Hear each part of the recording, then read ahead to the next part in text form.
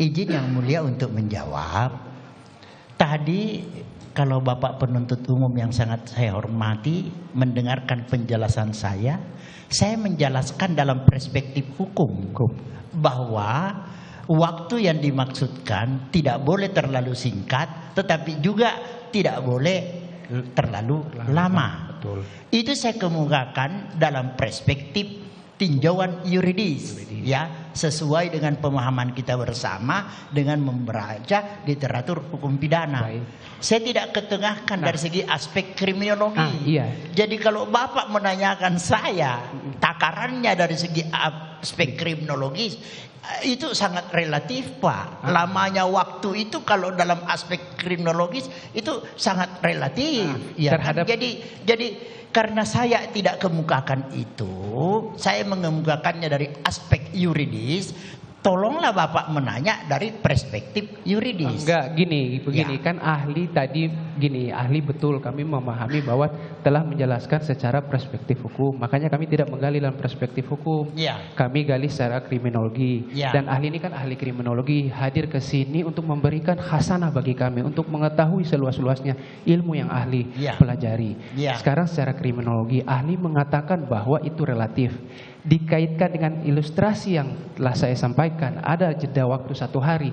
Secara kan gini, ilmu kriminologi adalah salah satu cabang ilmu yang diadakan untuk mendukung proses pembuktian. Saya mohon dukunglah pembuktian ini dengan memberikan penjelasan tentang ada waktu jeda 1 hari itu membandai apa tidak untuk melakukan sesuatu tindak pidana.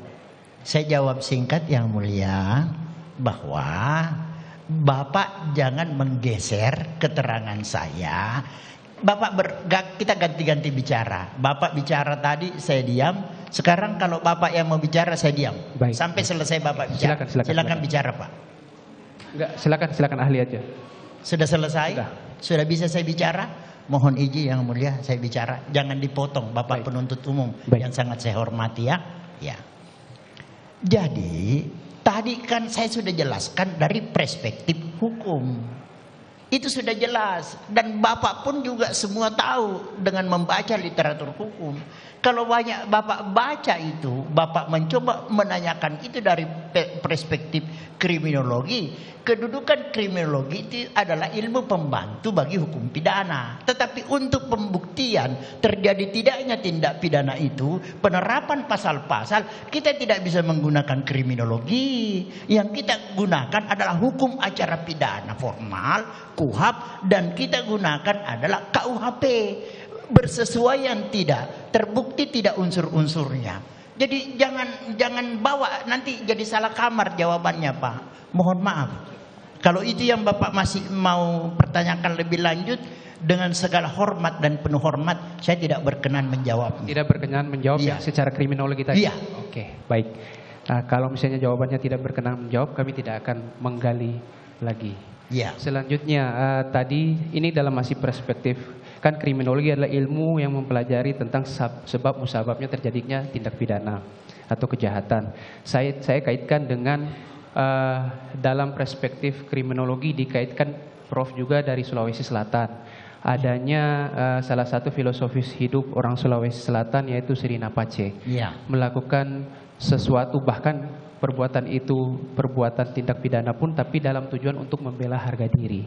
Nah, sekarang pertanyaan saya, menurut pengalaman atau pengetahuan ahli, seorang pria Sulawesi Selatan sejati akan melakukan perbuatan untuk menegakkan harkat dan martabat keluarganya. Dia akan melakukan sendiri untuk membela harga dirinya, atau dia menyuruh orang lain dalam perspektif kriminologi. Ya, baik. Izin yang mulia untuk menjawab. Pertanyaan Bapak itu bagus sekali. Tapi mestinya dijawab oleh ahli kebudayaan yang mendalami tentang adat istiadat Bugis Makassar. Itu yang cocok.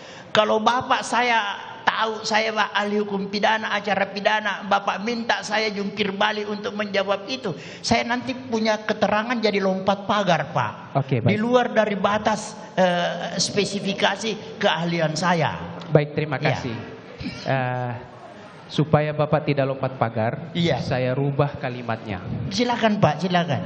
Kita kesampingkan dulu budaya Sirina Pace. Iya, Karakter secara umum iya, dalam perspektif kriminologi.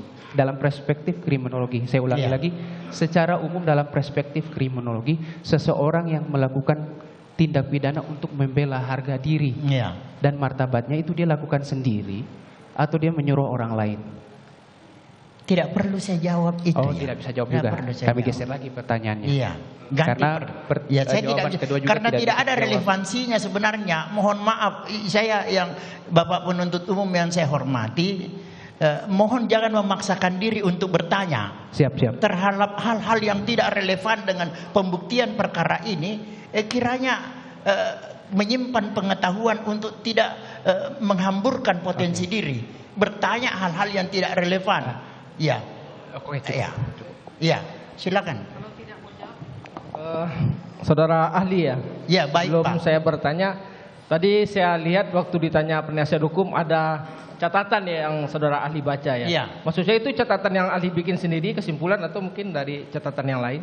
Ya, itu catatan-catatan dari prediksi saya, kemungkinan-kemungkinan pertanyaan yang ditanyakan kepada saya. Ya setelah ditanya penasihat hukum, saudara melihat itu saya hanya memastikan aja. Ya, kadang-kadang saya manusia biasa sih untuk memastikan Cukup jangan kali. sampai saya lupa. Maka kadang-kadang saya menengok catatan saya sendiri. Apa yang salah dengan membaca catatan? Enggak ada yang salah, saya cuma pengen tahu. Ini terima kasih ahli ya, Prof. Said. Ini ada yang menggelitik sedikit. Iya Pak, ya. Saya membaca beberapa literatur ya. Iya, Pak. Saya hanya mengkonfirmasi tadi. Menilik sejarah pembentukan lahirnya pasal 340 KUHP, mengutip pandangan Jan Remeling, guru besar dan mantan Jaksa Agung Belanda, mengatakan bahwa motif justru dijauhkan dari rumusan delik. Menurut Remeling, pembuat pasal 340 KUHP Belanda menempatkan motif pelaku sejauh mungkin di luar perumusan delik. Bisa menurut pendapat ahli gimana itu? Baik. Izin yang mulia, boleh saya menjawab pertanyaan beliau ini? Jadi Boleh sekali. Dia begini, Bapak penuntut umum yang saya hormati. Nah, kalau begini pertanyaannya, ini connect ini karena sesuai dengan bidang saya, ya.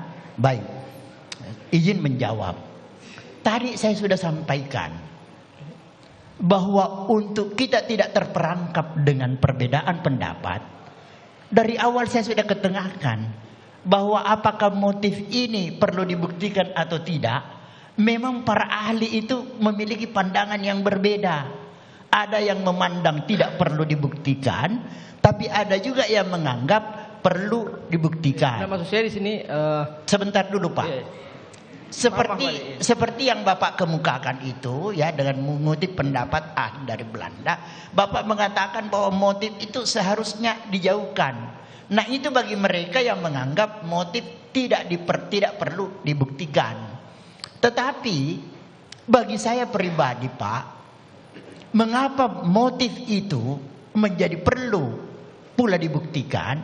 Karena dengan mengungkap motif itu, maka unsur sengaja itu dapat dibuktikan. Ya, jangan lupa Pak, unsur sengaja ini adalah bagian unsur yang harus dibuktikan. Jadi dengan mengetahui motif, diketahuilah mengapa dia melakukan tindak pidana tersebut. Oh, ternyata motifnya seperti ini. Tadi udah saudara ahli jelaskan, saya udah tangkap itu. Iya. Maksud saya tadi ini kan asbabun nuzul istilahnya, sejarah lahirnya 340 KUHP. Jadi Iya. dari Remeling tadi menjelaskan asbabun nuzul 340 KUHP tidak perlu dijauhkan motif itu, menurutnya itu hanya sedikit aja dari saya. Cuma satu lagi mengenai motif itu menurut ahli masuk bagian inti delik nggak atau bestandil delik? Jadi begini Pak, sudah jelas. Kita jawab aja Pak, maksudnya masuk bagian iya atau tidak, itu aja jawabannya. Mungkin ahli tidak capek juga menjelaskan terlalu panjang kan nanti haus. Tidak Pak, menyampaikan sesuatu. Nah, maksudnya gini ahli, saya potong, mohon maaf ya. Maksudnya motif itu merupakan bagian inti delik nggak? Bestandil delik yang harus dibuktikan oleh penuntut umum gitu.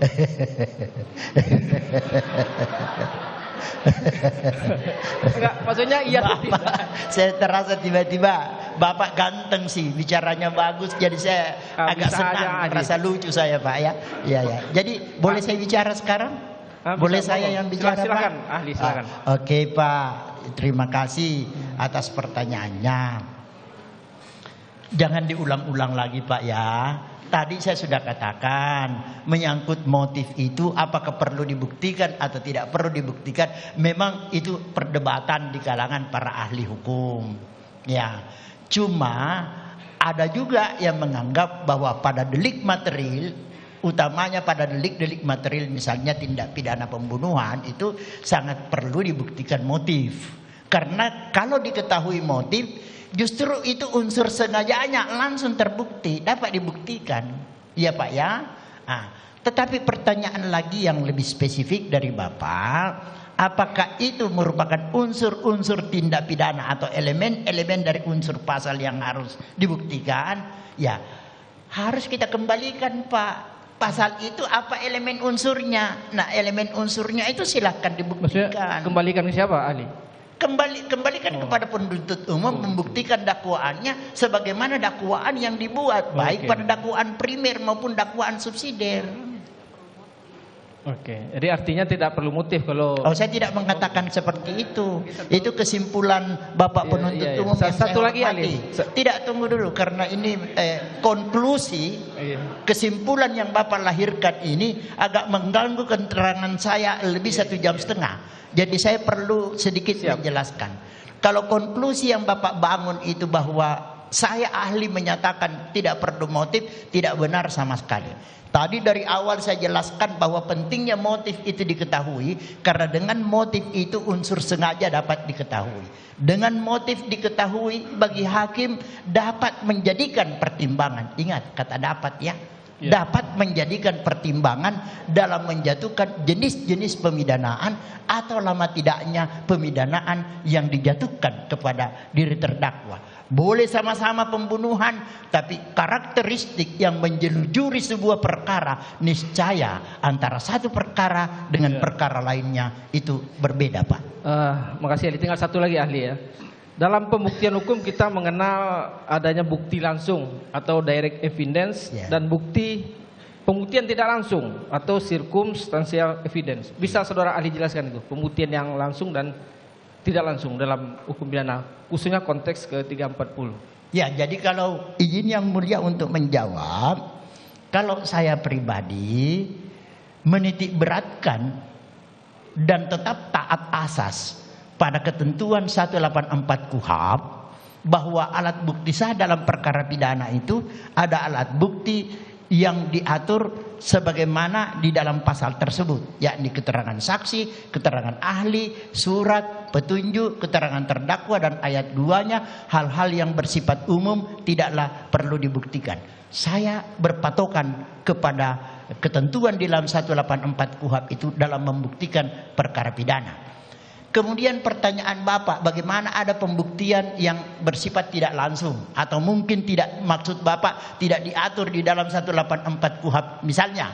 Ya, saya ingin mengatakan bahwa sebagai sarjana hukum yang belajar hukum acara pidana, tentu semua jaksa paham di Indonesia bahwa untuk membuktikan suatu perkara pidana berpatokan pada alat bukti sah yang diatur dalam pasal 184 KUHP berdasarkan Undang-Undang Nomor 8 tahun 81. Nah, Ya. contoh kasus perkara Jessica Kumala Wongso yang kebetulan jaksa juga ada di sini.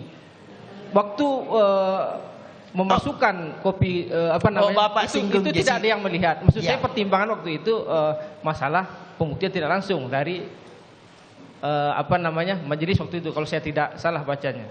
Ya baik, Benar. saya senang Bapak menyinggung kasusnya kopi sianida itu. Iya kan? Ya waktu itu pembuktian tidak langsung karena tidak ada yang melihat waktu Sabar, saya baca. sudah saya paham. Boleh saya bicara? Boleh. Iya. Jadi saya senang Bapak mengungkap itu kasus kopi sianida. Sekedar Bapak tahu, saya 2 kali dimintai pandangan sebagai ahli berkaitan kasus itu. Kasus sianida itu. Ya. Memang dalam kasus itu, kalau itu yang Bapak kemukakan ya, memang yang melihat langsung itu tidak ada. yang bersangkutan mencampurkan minuman ke dalam gelas yang kemudian diminum oleh korban Mirna. Tetapi terekam dalam CCTV itu ada kelakuan dari terdakwa memindahkan paper bag seakan hendak melindungi sesuatu. Saya paham betul masalah itu karena 2 kali saya diambil sebagai ahli yang dimintai komentarnya di TV One. Ya maksudnya apakah berarti pembuktian tidak langsung berarti bisa dong diterapkan dalam pembuktian Bersifat menunjang, tetapi bersifat menunjang. Jadi ahli menerangkan tidak bisa kalau saya tidak salah. Bersifat menunjang. Tetapi bagaimanapun juga patokan acuan kita. Iya pasti. Ya di Badiklat saya biasa diundang mengajar di Ragunan sana Pak. Saya ngajarkan calon jaksa kita itu 184 KUHP Pak. Saya fokus di situ Pak. Ya. Izin yang mulia sedikit lanjut. Oke, silakan. Saudara ahli. Apakah waktunya masih cukup yang mulia? Makanya satu pertanyaan saudara jaksa penuntut umum. Sebentar saja, saudara ahli mohon izin. Oke, karena tadi perdebatan yang itu. Oke, silakan lanjutkan. Saudara ahli mohon izin, saya tidak bertanya terkait dengan apa yang sudah ada dalam kertas yang saudara ahli pegang tadi. Mungkin nanti akan dijawab memang sesuai dengan pengetahuan ahli, ya. Saya mungkin langsung saja karena pertanyaan dari penasihat hukum ini berulang terhadap keterangan ahli-ahli pidana sebelumnya dan saya hanya ingin fokus sama yang belum ditanyakan saja. Tadi saudara ahli juga sempat menjawab penasihat hukum yang bertanya tentang permasalahan perintah hajar. Yang tadi di Duren 3 ada perintah hajar dan kemudian dilakukan penembakan. Dan ada yang penasihat hukum menyatakan bahwa itu bisa saja misinterpretasi. Kalau saya misalkan memberikan ilustrasi yang lebih Mohon izin Bapak penuntut umum yang sangat saya hormati. iya. Sepanjang pertanyaan penasihat hukum tidak pernah kalimat muncul itu perintah hajar. Yang ada itu bagaimana kalau penganjur Whitlocker menganjurkan kepada pelaku peserta, tapi pelaku peserta itu melampaui dari apa yang dianjurkan. Itu tadi pertanyaannya dan saya jawab. Baik. Kalau tadi ini muncul lagi, ini lagu baru yang Bapak munculkan ini. Oh iya, makanya ini versi baru dari kami. Jadi tidak seperti yang dikemukakan. Ini Silakan, versi baru. silakan Bapak penuntut Jadi umum pada yang saat sangat saya hormati. Terima kasih saudara ahli. Jadi sebelum ada kalimat atau kata hajar, ini saya gambarkan ilustrasi. Ada permintaan dari pelaku utama untuk menembak korban. Setelah itu ada Yang Bapak maksudkan pelaku utama di sini siapa? Yang tadi saudara penasihat hukum menyatakan penganjurnya. Ya, Kan ilustrasinya penganjur ya. Iya. Oke. Setelah itu ada juga permintaan dari si pelaku utama untuk mengisi amunisi senjata api. Ya. Kemudian perintahnya hajar. Keberatan yang mulia, Nah. jaksa sudah menyimpulkan dengan bahasa pelaku utama. Padahal posisinya Izin yang adalah mulia, terdakwa. ini ilustrasi yang saya kembangkan juga dari pernyataan penasihat hukum. Lanjutkan. Nah, Ya, terima kasih, saudara ahli. Dibolehkan oleh majelis hakim untuk menjawab. Nah, kalau ada rangkaian peristiwa itu sebelum kata hajar, apa makna hajar itu? Apakah mukul atau ada perbuatan lain? Silakan, saudara ahli. Iya, baik. Terima kasih. Yang mulia izin menjawab. Siap. Jadi terus terang, saya sejak awal persidangan perkara ini, kalau saya tidak mengajar, saya nonton televisi. Saya ikuti ini. Segala hal yang berkait saya ikuti. Saya nonton. Jadi itu memang kata hajar muncul di dalam pemeriksaan perkara ini. Ada keterangan yang menyatakan hajar. Saya lalu tertarik makna kata hajar ini. Saya kemudian membuka Kamus Besar Bahasa Indonesia. Apakah makna kata hajar ini sinonim dengan bunuh atau tembak? Tampaknya dalam Kamus Besar Bahasa Indonesia kita tidak menemukan pengertian itu. Jadi pengertian hajar ini relatif dimaknai. Terus terang mohon maaf tidak bermaksud bercanda. Kita juga kadang-kadang kumpul-kumpul rame-rame dengan teman-teman SMA, ada makanan, biasa kita bilang hajar, ya kan? Makanan pun kita suruh hajar gitu kan? Jadi apakah makna pengertian kata hajar ini sinonim atau sama dengan tembak? Tidak ada pengertian yang memberikan jaminan bahwa itu benar.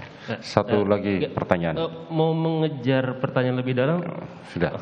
Satu lagi. Ini saja kalau gitu. Oke. Tadi Anda bilang sinonim. Saya tidak mengatakan sinonim karena itu semantik. Saya hanya menyatakan kontekstual. Dari konteksnya, yang tadi dibilang bahwa ada permintaan untuk mengisi amunisi, ada perintah untuk berani nggak tembak korban. Kontekstualnya dihubungkan dengan hajar, apa? Bukan semantiknya, bukan sinonimnya, tapi kontekstualitasnya. Bagaimana? Baik Pak. Tadi saya sudah jelaskan bahwa pengertian hajar tidak berarti sama dengan tembak. Ya Pak ya? Bapak sepakat sampai di situ ya? Iya. Iya, oke. Saya tidak bertanya sinonim tapi ya. Memang bukan artinya tidak sama lah. Ya Pak ya. Kita sepakat sampai di situ Pak ya. Sepakat. Oke, baik. Nah, selanjutnya saya ingin menyampaikan kepada Bapak, apa yang Bapak kemukakan itu sebagai yang bersumberkan dari satu keterangan saksi ya, yang menyatakan itu, Bapak hati-hati dengan keterangan itu. Karena saya tadi sudah kemukakan bahwa apabila ada satu keterangan saksi. Izin yang mulia, saya tidak bertanya berapa banyak saksi. Saya hanya bertanya fakat peristiwa seperti itu. Saya tidak bilang ada 2 saksi, 1 saksi. Mungkin bisa melalui yang mulia dipertanyakan. Pertanyaan jaksa penuntut umum hanya mengenai konteksnya. Dalam konteks tadi disampaikan oleh penuntut umum, sebelum kalimat hajar itu keluar, ada bahwa orang yang disuruh dibekali dengan senjata dan segalanya. Nah, dalam konteks itu kalimat hajar yang diminta ahli menjelaskan oleh jaksa penuntut umum maknanya apa? Iya. Gitu ya? Ya, jadi izin yang mulia saya menjawab. Silakan. Saya sudah menyampaikan tadi bahwa dalam Kamus Besar Bahasa Indonesia kata hajar itu tidak berarti menembak. Ya. Siap ya. Cukup ya? Baik. Terima kasih. Terima kasih saudara ahli. Baik. Pertahanannya kuat ya. Terima kasih.